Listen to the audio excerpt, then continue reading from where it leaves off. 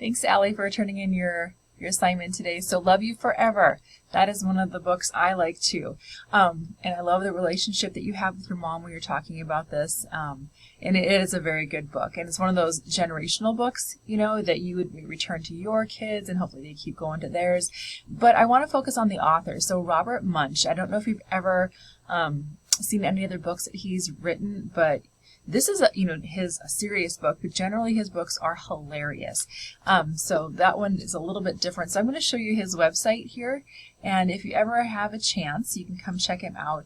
And so he has got poems and stories and books and videos and all kinds of things in here. And generally the books that he writes are, like I said, very, very funny. So the one that I have right here is called Stephanie's Ponytail, and it's all written in the same type of tempo that most of his books are. So that's a very good book too. Andrew's Loose Tooth is a good one. Thomas's Snowsuit's a good one.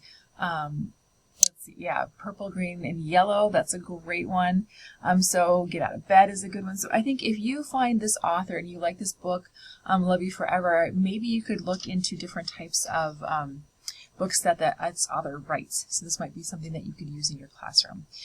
So the Love You Forever book, I truly, truly enjoyed with my own children.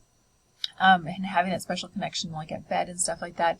But I did not read that book aloud in school, only because I didn't think it would have quite the impact that I had it in my own my own house. But totally up to you. It would be appropriate if you chose to do that. And just so you know that Robert Munsch has got a huge amount of books, and everything that he has written that I have read has been quality. So, all right. Thanks for turning your assignment in. See ya.